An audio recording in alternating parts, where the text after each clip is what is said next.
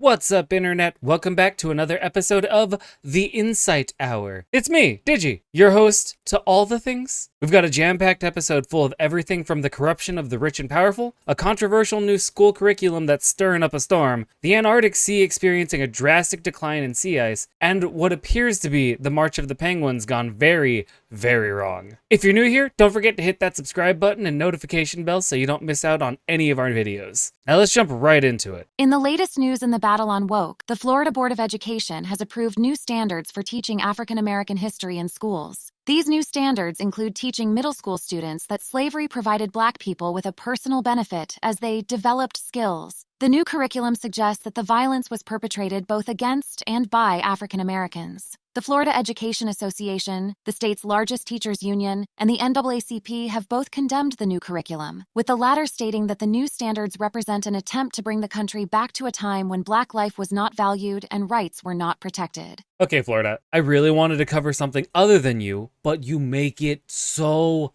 hard. Y'all ever noticed that the state is shaped like a gun? It's pretty appropriate with how often they shoot themselves in the foot. So the school board has decided to teach their schools that slavery brought personal benefit to Black people because they developed skills. Yes, and by skills, I'm assuming they meant the ability to endure inhumane treatment, forced labor, and systematic dehumanization, right? Those skills, right? And honestly, I bet you my great-grandpa's rolling in his grave right now, saying some shit like, I didn't survive Jim Crow, so my great-grandson could tell jokes about how they're teaching kids that slavery was a career development program. Look at this, and quote, approval of the new standards is a win for the DeSantis administration, which has effectively sought to create a new educational agenda that shields white students from feeling any sense of guilt for wrongs perpetrated against colored people. Educating people on the things we've done is not meant to make white people feel bad. If you feel personally bad about it, maybe some introspection is needed. So we know that the DeSantis administration and school board feel that slavery were more of a year-round summer camp, but I'm curious what other people think about that. So according to a study by Evie Taylor and colleagues, stereotypes about African Americans, many of which originated during slavery, have had a profound negative impact on educational outcomes, employment opportunities, and the dismantling of African American families and communities. So if we're talking about skills, let's not forget the skill of resilience in the face of systematic oppression. Oh, and this one's good. Look at this. Another study by Christopher M. Spann highlights that America has yet to be a truly post-slavery and post-segregationist society, let alone a post-racial society. So, Florida, before we start celebrating the benefits of slavery, maybe we should address the lingering effects first. And let's not forget about Dr. James Smith, the first African American to obtain his medical degree, who used his training in medicine and statistics to refute the arguments of slave owners and prominent thought leaders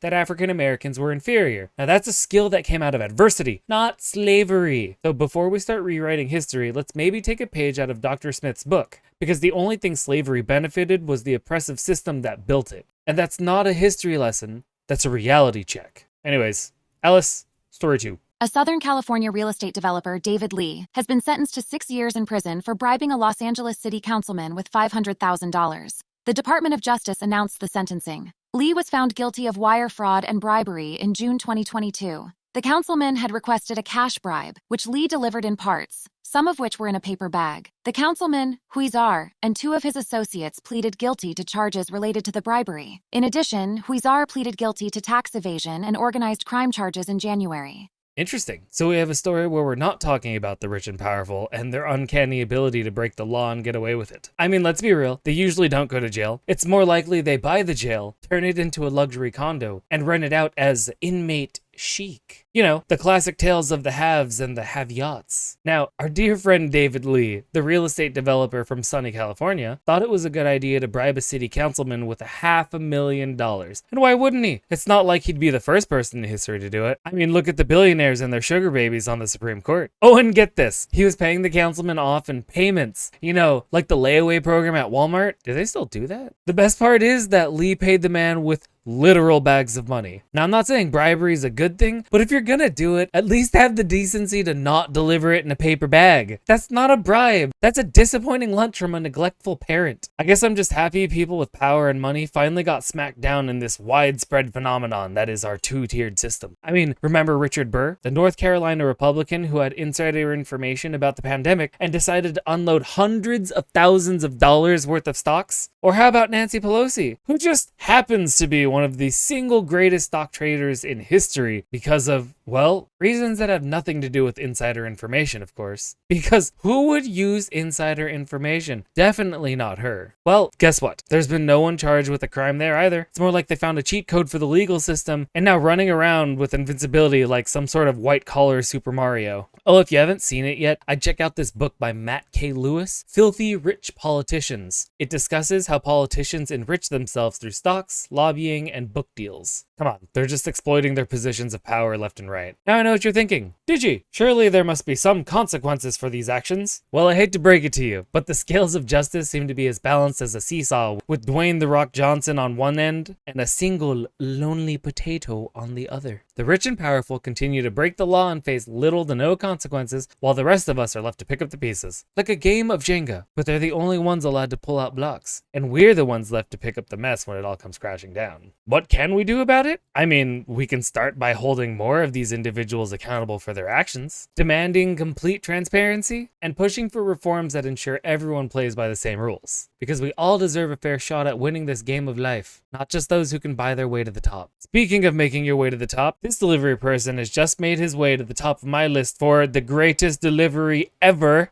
in that moment when.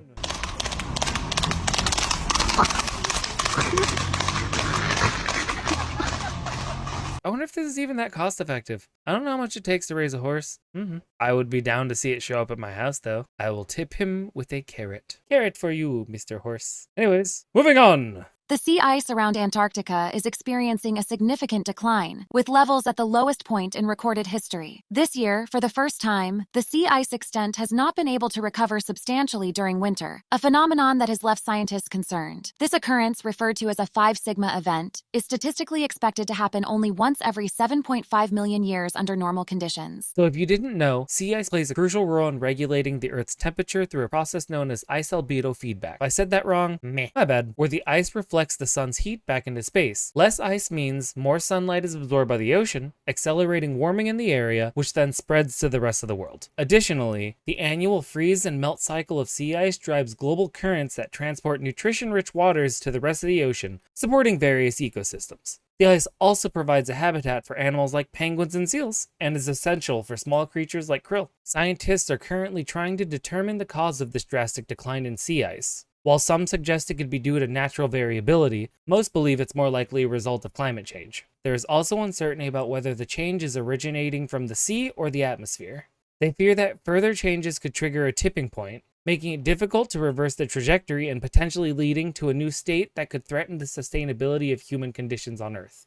That sounds pleasant. From what we know about climate change, or at least from what the scientists are telling us, climate change is primarily caused by human activities, particularly the burning of fossil fuels like coal, oil, and gas, which release carbon dioxide and other greenhouse gases into the atmosphere. These gases trap heat from the sun, causing the Earth's temperature to rise, a phenomenon known as the greenhouse effect. Other human activities such as deforestation also contributing to climate change by reducing the amount of carbon dioxide that can be absorbed by trees. The increase in global temperatures leads to a variety of changes in the climate system, including the melting polar ice, which, surprise, surprise, is what we're witnessing in Antarctica. You know, if you were hoping for the chance to live in a domed bubble city, this is probably great news for you. Speaking of news for you, Alice, what's last on the list today? Approximately 2,000 dead penguins that have washed up on the eastern coast of Uruguay over the past 10 days. The Magellanic penguins, mostly juveniles, died in the Atlantic Ocean and were carried by currents to the Uruguayan shores. Environmental authorities have ruled out bird flu as a cause of death.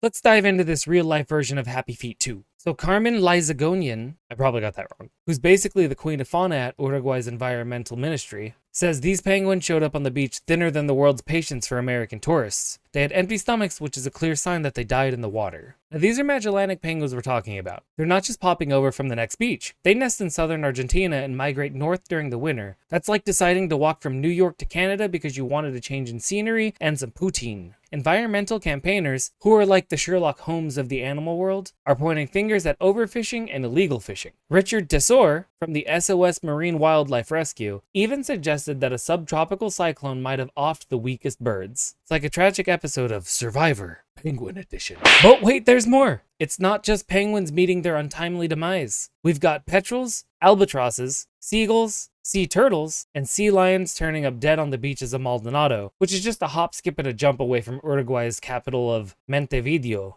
Ooh, fancy. Oh, did I say that right? It's like the Brothers Grimm version of Noah's Ark over there. I'd watch it better than anything else that's coming out right now. So to sum it up, we've got a bunch of penguins showing up dead miles away from their natural habitat with empty stomachs, possibly due to overfishing, illegal fishing, or a subtropical cyclone. It's a tough life to be a penguin, folks. I guess not all them feet be happy anymore. Well, folks, that about does it for today. As always, we appreciate you spending a little bit of your time here with us at the Inside Hour. Make sure you let us know what you think about things in the comments down below, and we will catch you next time.